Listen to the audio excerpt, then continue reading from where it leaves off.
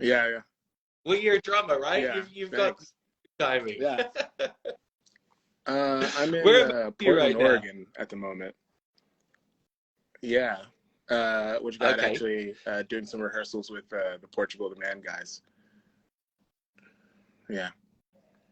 Right. And how, like, for shows, for a record, We've what's just been happening playing there? some spot dates all around, kind of just like weekends in Chicago and like blah blah. We have a show coming up in Memphis this weekend, so yeah. Nice, nice. I saw that you did Riot Fest. Was that That last was weekend or the weekend last weekend. before? Yeah, yeah. It was a lot of fun. Yeah. Well, I got to see some old favorite bands of mine, like that band Sparta. I used to be a big At the Drive-In was like one of my favorite bands growing up. So like Sparta, Jim Ward from At the Drive-In, his extra product. Yeah, big fan. Good shows. Yeah. no. And I think I saw did Oh, Sunny they Day did. Real Yeah, Estate play yeah, Riot Fest as well? yeah. I'm a big fan, and I Are you? even really like their other band, the Fire Theft, that they had after. Yeah, I was a really big Oh fan of that yeah, band. Yeah. that seems Riot Fest always seems to get great guests like that. They always seem to have such a great bill with because I think Jawbreaker did Yeah. their reunion shows And then at Riot. this year, Show. Alkaline Trio played. That was really good. And I hadn't seen them. I've gone to a lot of shows of theirs, like early on in like the early aughts. I was a pretty big fan of that band. Yeah. Yeah. Yeah, nice. So what's your balance these days between being on the road and doing these shows or being at home and working on producing and songwriting? Is it I'd say it's about 50-50 or how does that 50-50. work? At the moment, I'm not really touring too much with let's say, like I'm not just picking up gigs with people at the moment. Like I will do a gig here or there depending on who the person is, but primarily I'm just going out with like friends. Like so, like Portugal, they're really good friends. Like I'm really close with all of them. And I was just out on the road a little bit with my friend Maddie Diaz, who she is she's one of my best friends. So it's like I will go out and play with her, but primarily I'm kind of just like dedicating my time to like doing lots of studio work and writing with people. That's kind of been my life primarily for the last few years. But I still do go on the road, obviously, because like, oh yeah, like if Portugal needs me to do some stuff, I'll do it. Or yeah, it's just variety of people who are just like really close friends. Like, hey, you want to play? Yeah, let's do it. You know? Yeah. So that's so Nice. 50-50, I'd say, mainly because a lot of my friends have been asking recently. But yeah. That must be a nice place in your career where you can do that, where you can just say, I'm going to go and play with friends. Because I imagine it hasn't always been that way. In all honesty, I've kind of tried to approach things that way. Not from the beginning, but there's a certain point in my career where I was just kind of taking every gig, and then I sort of got depressed and I got really sad about music. So I kind of just ended up saying no. Like I started saying no to things that were starting to make me feel bad. And I kind of was just like, okay, well, if I keep saying yes to the things that I really enjoy, I'll just get more things that I really believe in. So, and I'm lucky that that's actually turned out to be true. I mean, like, I was, sometimes it may be hard to take that risk because it is a risk. It's like if you're from just working and playing gigs, you don't have, you might, like I don't come from a wealthy family, so like I don't have like a cushion to fall back on in that sort of way. Well, I didn't at that time. So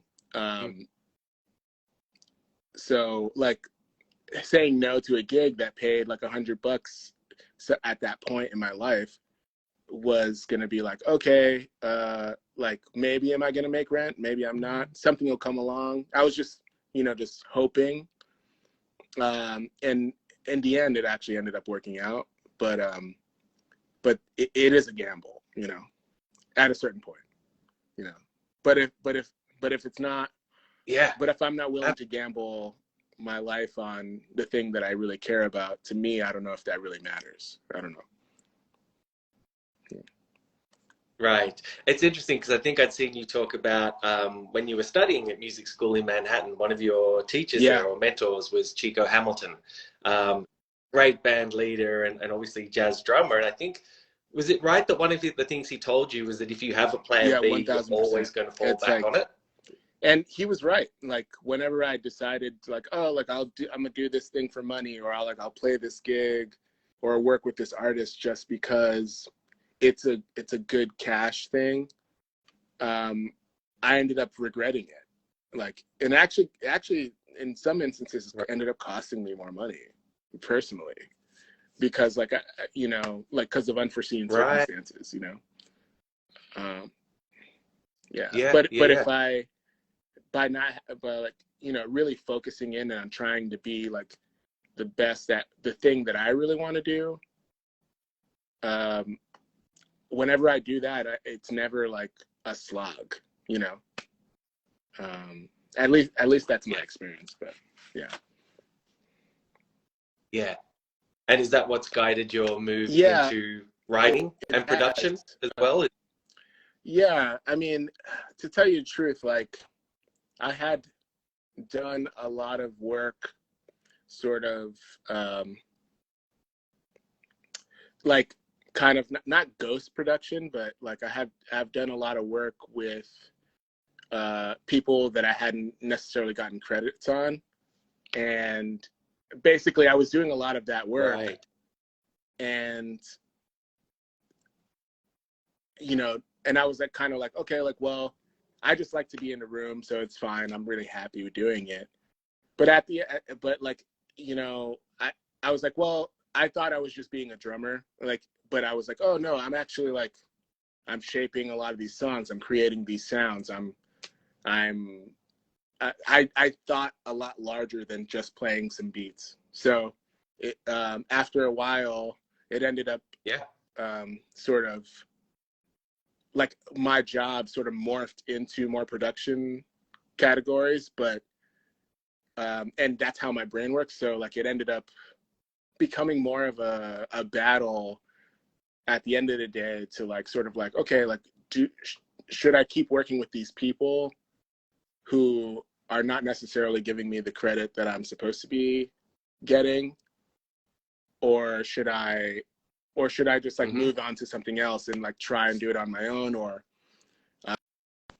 in my situation, like I have a really good friend who kind of like initially started hiring me to play drums on stuff, and then he kind of told me one day that I was way more valuable than just playing drums on things, and he started bringing me in on sessions with him. And honestly, like if he hadn't said any of that, I probably would have just ended up, playing, just still playing on people's records and stuff like that, and like doing all the stuff that I was doing, but not trying to like man the ship, as you would say. Yeah. That's Tyler Johnson, really good friend, but yeah. Right.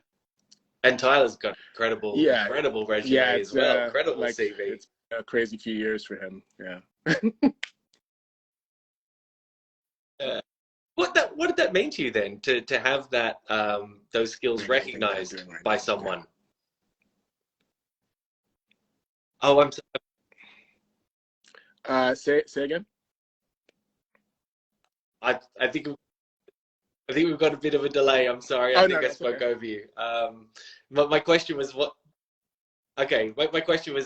did that mean to you to have that part of your skill set recognized in that way? It was really I didn't understand how much I actually needed somebody to believe in me, you know, to tell you the truth. Because I was kind of, especially at the point, you know, like I was at a point in my career where not necessarily, not that I could, there's nowhere to go, but like I played all the crazy places, like I'd done all the world tours, like, and I was fairly young, you know, like you know, like I'm 34 right now, and like name a situation, I've probably been in it, you know, and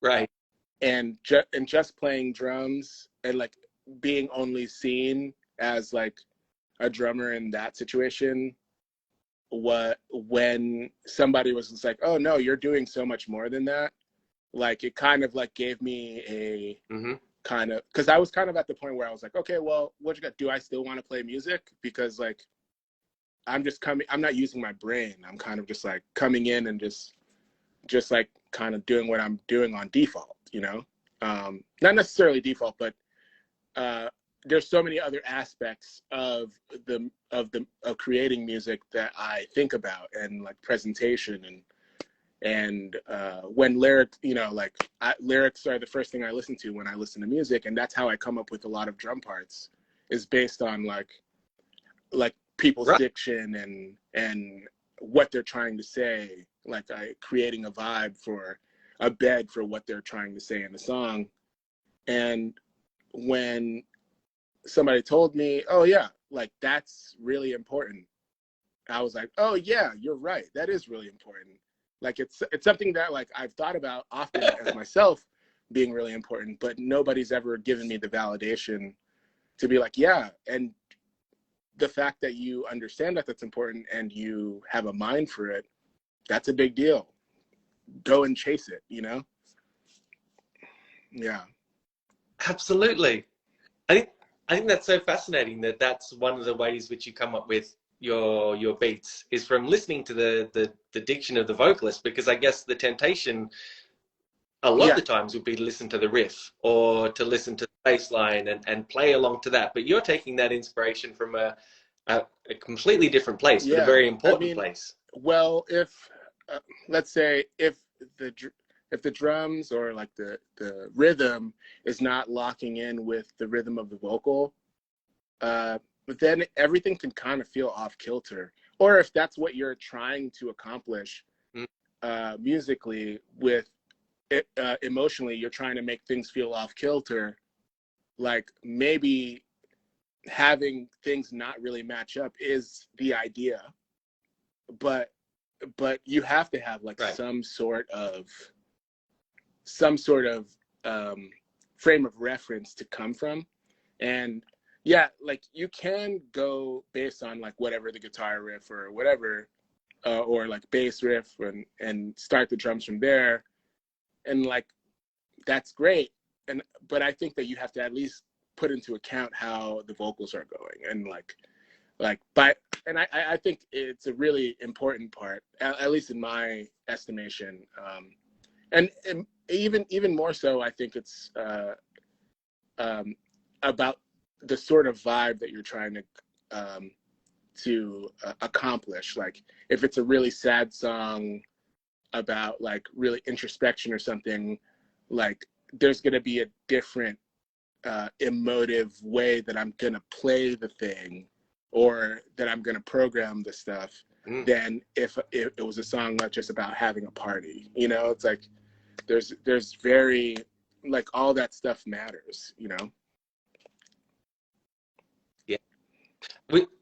Was that just natural intuition that you picked that up, or was there an experience or a mentor or songwriters in particular that you learned that from? There's a drummer named Kenny Grijowski, who very unsung hero for me, but for me is a very sung hero, but unsung hero in like the music community. And he's just a few years older than me, but he basically taught me how to play drums. Really good friend. He plays a lot with like John Zorn and kind of in like that avant music scene. He also plays a lot of metal. but he was one of the people that I saw doing that, playing gigs in New York, where he was like, okay, like, well, this song is trying to say this thing, and like maybe I should play with like this. He would even to the point like, oh, I got to play with these sticks, make the tones this way. And then when I saw that, like, I kind of like took it and ran with it. You know, I was like, oh, okay, well, like, what does that mean for like if I'm programming something? What does that mean if I'm even just like creating? I use tape loops a lot when I'm creating music. Like when I'm creating tape loop, like what sort of emotion am I trying to convey with the tape loop, in order to like create a bed for whatever this artist is trying to say, or whatever I'm trying to say when I'm just writing something on my own, you know? So. Yeah. So when you think about one of the projects that you're involved with, like Pedals for Armor, the Hayley Williams record, so how did that come about? Did Hayley have demos which you then listened to and put your beats or your loops around, or was it a more organic process? It was kind of a mix of both, honestly. So initially, there were demos for the songs, but not all of them were fully fleshed out, and some of them had like no drums whatsoever, and some of them were like, actually some of the weirder like things, like there's an opening drum beat in the song Cinnamon that is incredible. I didn't come up with that. That was like Hayley playing drums on the demo, and she kind of chopped it up. Her and Taylor chopped it up to like kind of be like this weird janky thing, and then they were like, hey, can you play this? And I was like, you know what, let's figure it out, you know, like. But then there's like other songs that like they kind of just like let me run wild on, like on Simmer, like they were kind of just like, hey, like what do you think would be cool on this song? We don't want to show you like the demo. And I was like, okay, yeah, sure. And I had like a couple ideas, and we kind of just like chased them and to see if they were great. And I'm really proud of that record, honestly. And I'm really glad that they called me for it. It was kind of out of the blue, honestly, but yeah. Yeah. Is that how things come to you? Just sometimes they just come out of the blue? Obviously, you've got a reputation, you've got a resume. You just wake up one day and there's an email or a phone call? Yeah, like I feel really lucky that I am a person that like people don't think about me, at least from what I can tell, people don't think about me in a way that they're just like, oh yeah, like Aaron can just get the job done, whatever. It's more of like, oh yeah, like we want somebody to do some really creative stuff on this, like maybe we'll call, like it's like one of these few people maybe we'll call him and see if it works. And like I'm so grateful for that.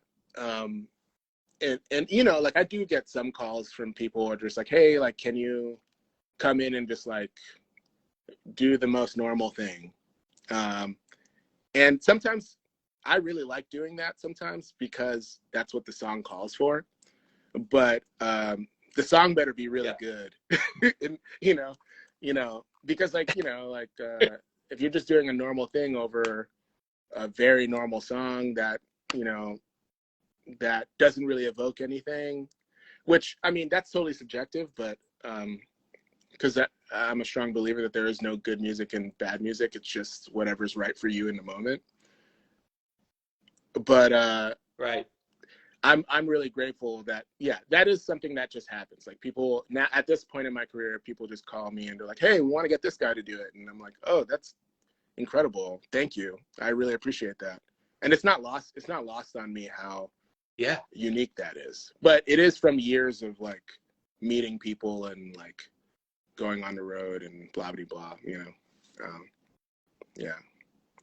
Absolutely. Well, let's talk a little bit about that journey to that point and through those years of meeting people and going on the road. And just briefly right back to the beginning in terms of growing up in New York, because I understand your parents were Panamanian immigrants to New York. What brought them there? What brought them to the US? Several things. I mean, from at least from what I can tell, my parents were like really mysterious people. So like, they don't like to talk about their past so much for some reason, but they grew up in Panama while, I don't know if you know anything about like, Noriega and like, the, like kind of like, there's a crazy dictator in Panama during like the time that my parents were like young.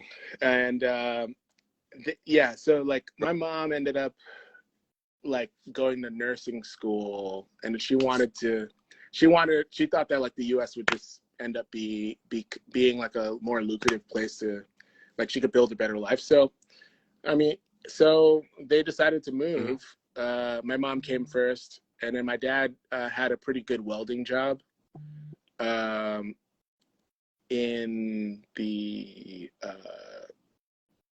like he had a pretty good welding job, so he came a little later. And then like but this was like way before I was born. So like they got married. She moved first, he moved later. They ended up, you know, having my brother, who's also an incredible musician and producer.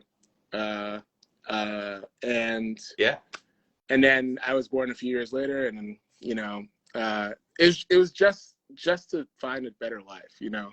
Not that Panama was like, you know, like, especially at that time, America was always seen as, the United States was always seen as like this like shining beacon of opportunity, which, you know, I think that can be true, but I also think that like with the advent of the internet and the advent of like a lot of like kind of digital technologies that we have now, a lot of things have changed in that way, that like, you know, in globalization and all this stuff. But that being said, you don't necessarily need to move from your country in order to like have a good life and career. Yeah, it depends on where you're at, right? But that's generally true, I think, at the moment. Sure. Was there much of the Panamanian culture in your upbringing in terms of music I mean, or other cultural things? I mean, I grew up listening to a bunch of in Panama, is like, for people that don't know, it's like a Spanish-speaking country. It's in the Caribbean. It's like, and personally growing up in New York, like New York City, especially where the places I grew up are very like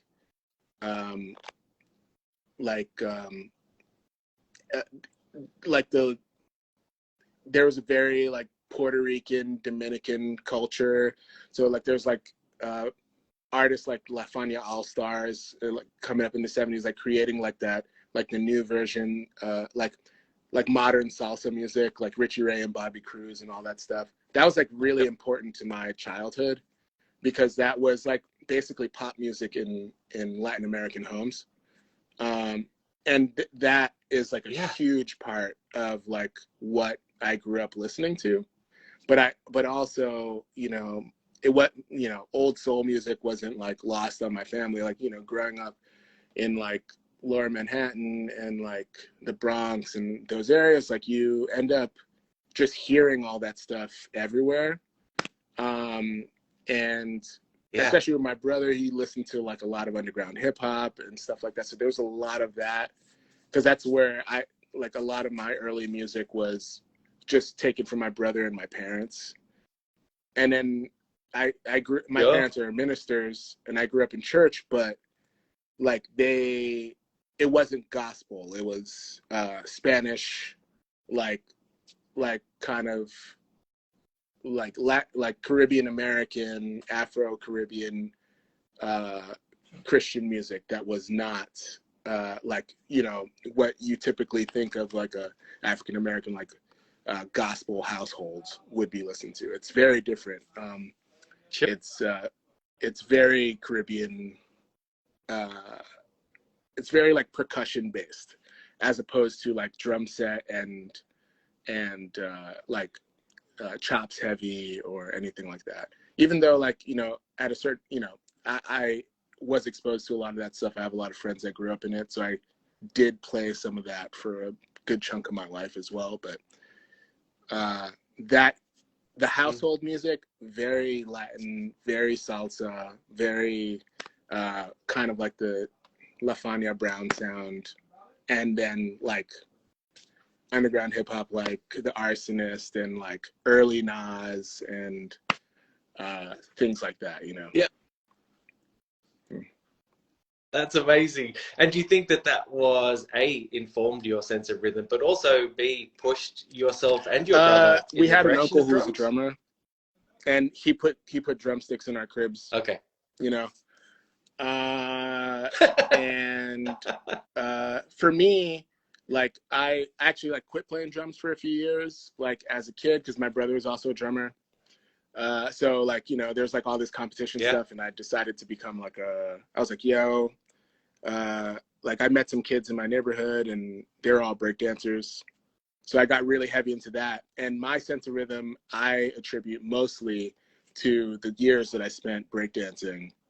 And it's like that's how I feel time is like really small subdivisions. But in my head, I look at it like, okay, like if I were like, well, I don't really think about it anymore, but it's kind of like, oh, like if I were dancing, how would this feel, you know?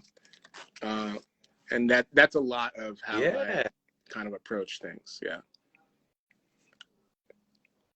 Yeah, right. So what, because I think that was for about 3 years that you were fully into breakdancing, from around about 11, something like that, 14, if I understand. Yeah. And so what you'd given up drums, what pulled you back? A friend of mine in my high school was kind of like, hey, can you play in my band? And I was like, no, I don't really want to do it. And he was like, can you play just play a couple shows? And then we ended up just like playing a bunch of shows, you know. It was like very like not on purpose, you know. And then and then we were playing a lot of, you know, we signed to like an indie label, and then we were, you know, touring for a while but never had a record out. And then finally, like, you know, while we made our, like, you know, we were making our first record, and then the band broke up after we recorded it, so like it never came out. So because of all that, like, I was kind of like, okay, yeah, I guess, like, I don't know what else I'm doing with my life. I guess I'm gonna play music, you know, like this is the only thing I've been doing for the last few years. So say again? Were you still at I was still in school, but at that point? By that point I was like 18.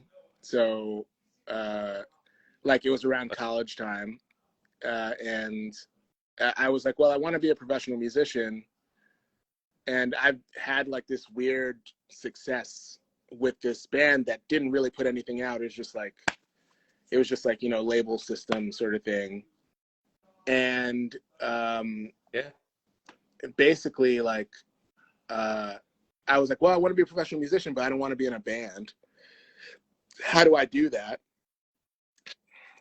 Because of that experience. Is that because of that experience? So I basically, everybody told me I had to go to college. So I went to the New School University for about a year. And it was a little traumatic for me, but at the same time, it was probably a big kick in the ass that I really needed in order to, you know, sort of do, you know, to like really understand how hard being a musician was. Like the experience that I had before that was a freak situation, and me going to school and like seeing all these like really insane musicians and like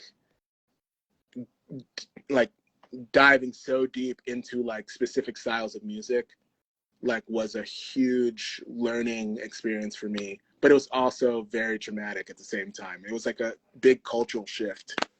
it was like culture shock. Yeah. Right. Yeah. Yeah, right. And am I right in thinking that it was while you were at that college that you actually wanted to apply for a scholarship, but they said that exactly. they didn't think you had it.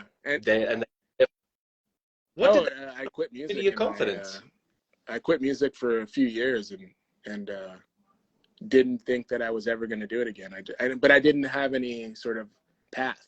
Like I didn't know what I was going to do after that. So, I mean, I basically was a doorman, you know, like I got a regular job and yeah, I was pretty sad until like, you know, there was a moment where one of my teachers, Rachel, she kind of like vouched for me and she was like, hey, let's play these shows.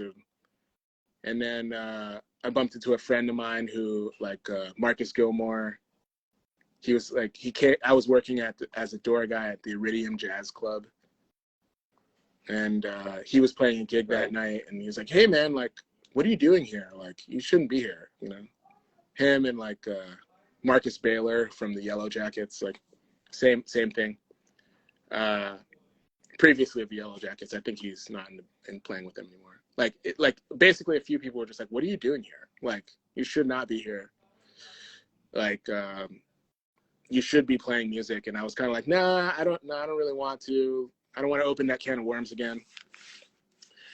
But then, like, you know, Rachel, she kind of like pushed me. She was like, hey, let's do this. Let's play these gigs, you know. And I was like, I don't even have a drum set. And she was like, oh, we'll figure it out, you know, like, it's whatever. But she really, I wouldn't be here if people didn't believe in me. That's the thing. It's like, it's not, in all honesty, it's not through my own perseverance or anything like that. It's really that people were just like, hey, we really believe in you and you should continue to try and hone the thing that you are, you know, not like people can tell you that you're terrible, but that's not like, you could be terrible right now, but what you got? Yeah. Sorry. One of the band members walked in. You could be terrible right now, but like, you know, like just keep working at it and that will become the thing that people will call you for, you know. It's like, just like really work it out, you know. But I owe so much to like Rachel Z. I owe so much to Chico Hamilton. I owe so much to Kenny Grijowski. I owe so much to Marcus Gilmore and Marcus Baylor. Like, those guys are like really, really important to like just me even like getting back to playing music again, you know? Yeah. Right. That thing you mentioned earlier about, you know, there was a time where you said yes to everything.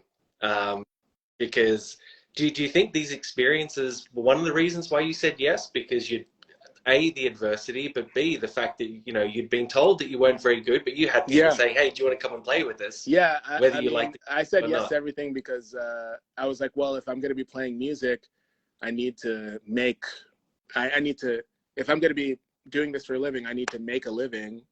And so I was just like, yes to everything, just to like, really just like, let's make this work, you know? And why would I say no? Because I get to play music for a living. But after a while, I realized that if I wasn't doing things that I really thought was good, I wasn't, or things that I really connected with, that I wasn't able to give my best. And if I'm not giving my best, there's other people who would really love to do the thing, who would give their best, and in turn make that music better, you know. Like really do things at a level that all music deserves.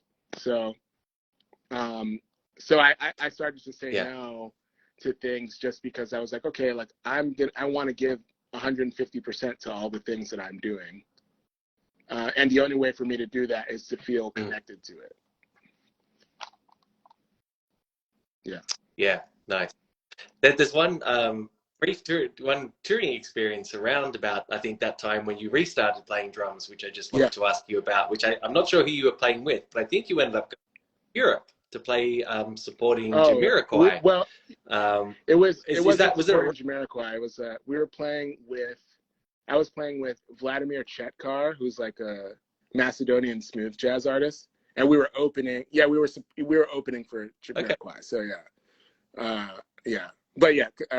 continue with the question. Sorry. I mean, that's such a turnaround, isn't it? From being at the point where you've given up drums to actually taking them back up again with the support of those people you mentioned.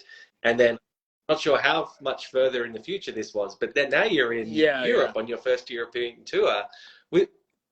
Was that a steep learning experience, or you'd already done a lot of touring by that point? But, touring in Europe, especially like doing like the jazz festival circuit, is like a way different thing.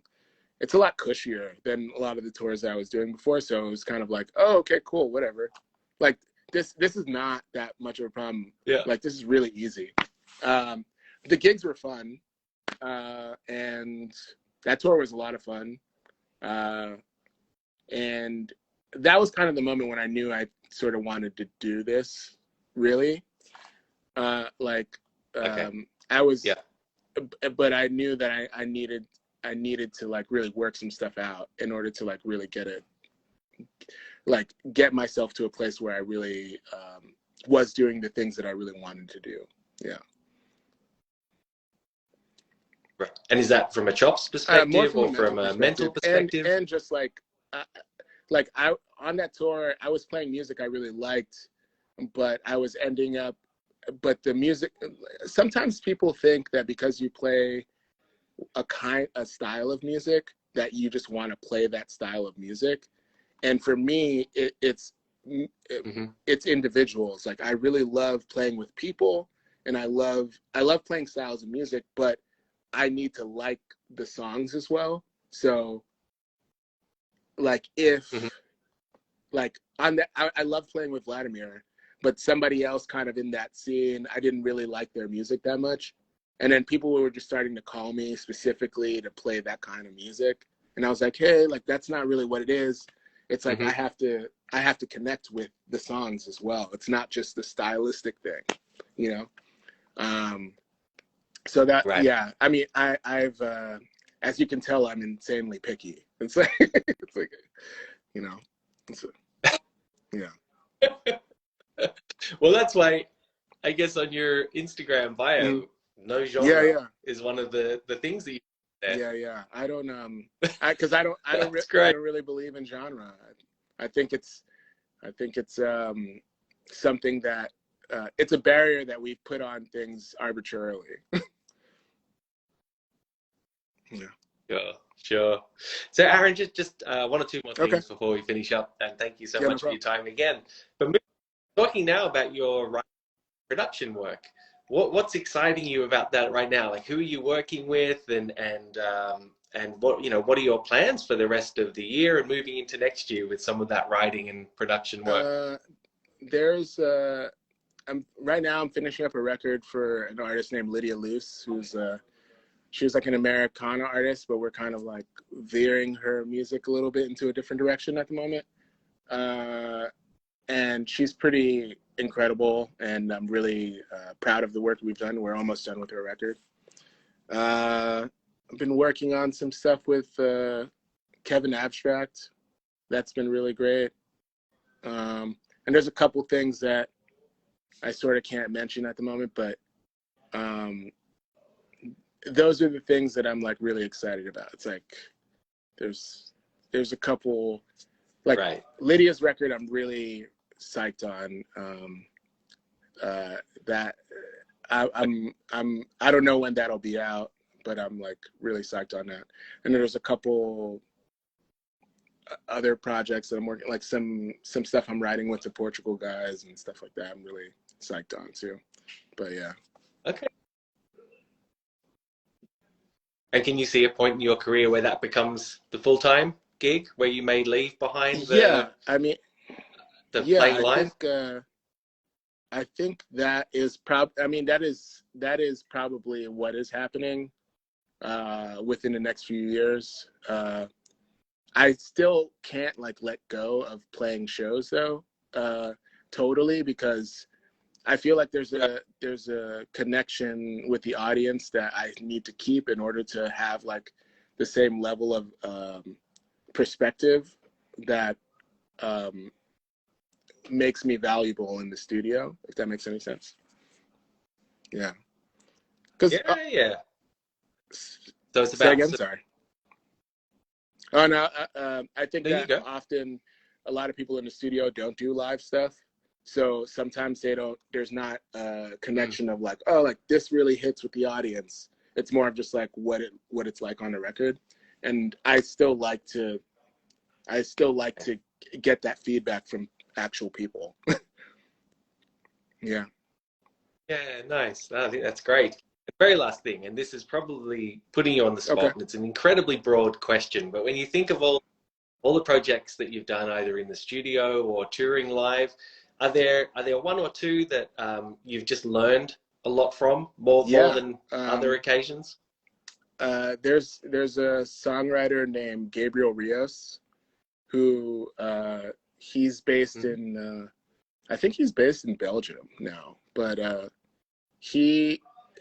I learned more about music playing with him and Reubens and Mama and Amber, like that band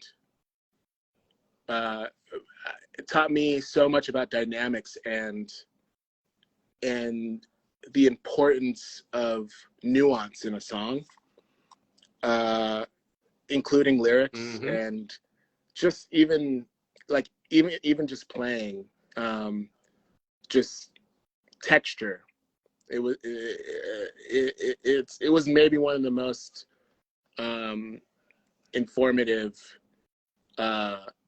experience I ever had working with that artist. And then honestly, playing with Portugal, I've learned how to let loose and really don't think about it too much and base it more on feeling. And I think that a lot of music, a lot of great music gets lost because people are thinking about stuff too much. And I think that the way that you should lead with feeling and then tweak later. Don't edit yourself before you get to it, you know? Yeah. That's great advice. Yeah. Well, I mean, just last thing, the Woodstock record, Portugal, was really, that seems to have been a really pivotal album for you in terms of your career. Is that the case? Did that put you in a direction that perhaps you weren't heading prior? Actually, no, I don't think so. Like it was I'm sorry, it was really good. It was really good. But I worked on that record. It was great. It was awesome. But like that, I think my career kind of ended up in the same place because like, you know, when that record came out, I worked on it, but I wasn't like by the time that the record came out, I wasn't in the band anymore. So like people didn't really associate me with the record. And to tell you the truth, I think that like more like a lot of the stuff that like it's happened for me is kind of come through like these other weird avenues, I was playing with this artist Sam Du, who like most people will know now from he co-wrote most of the new Kendrick Lamar record, and you know I was working with him, and that's how I ended up playing with Portugal, because somebody saw me play with him, and they hit up their manager, was like, yo, like you should get this guy playing drums. And then like somebody saw me playing with him and like recommended me for like some other pop gig that I forgot, like some other artists that I was playing with that I can't even remember. Like I've gotten more things through like situations where the artist never really blew up, but somebody else somebody saw that and then recommended me for something, or somebody saw me like, you know, somebody heard me on like a really obscure like jazz record, or saw me play with like Jose James or something like that, and was just like, oh yeah, like he'd be great to play on this electronic record that's like very different from, you know, from the artist that they saw me playing with, you know. But I'm really grateful for the I mean, I made more friends off of working on the Woodstock record than it did for me in a career-wise. And actually, but I'm more grateful for that than anything. And same with Hayley's record. Like my whole Nashville circle came from working on Hayley's record, because I had just moved to Nashville when we ended up working on that record. And like some of my best friends have come from just like, oh yeah, like cool, somebody randomly called me, come and do this stuff in the studio. Oh yeah, now these people are like my circle, you know, so nice. I forget the name. Oh, get the name Joey of the Howard there on Hayley's record. Ooh, yeah, man. Right. You and Joey are a main rhythm he's section. He's a bad boy. I love Joey. And then Joey's an incredible writer, incredible bass player, like maybe one of my favorite human beings on the planet. Yeah. Yeah, I love Joey. No. Yeah. Nice. Awesome, Aaron. Thank you so much for your time. It's been really great to chat with you. I really appreciate it. Thank you so much. Well, and good luck with these Portugal shows. Hope everything goes well. All right, bye. See you, mate. Bye-bye.